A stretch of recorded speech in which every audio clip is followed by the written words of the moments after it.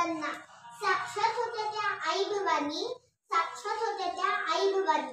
जन्म घेतला त्यांच्या पोटी शिवबांनी, जन्म घेतला त्यांच्या पोटी शिवबांनी. सर्वांना माझा नमस्कार. आज 12 जानेवारी या निमित्त मी आपल्या राजमाता जिजाऊंबद्दल 4 शब्द सांगणार आहे. हिंदवी स्वराज्याचे संस्थापक छत्रपती शिवाजी महाराज व प्रतापवीर संभाजी महाराज या 2 छत्रपतींना घडवणाऱ्या आदर्श राजमाता जिजाऊ होत्या. स्वराज्य जिने घडविला विधाता, धन्य ती स्वराज्याची जननी जिजामाता.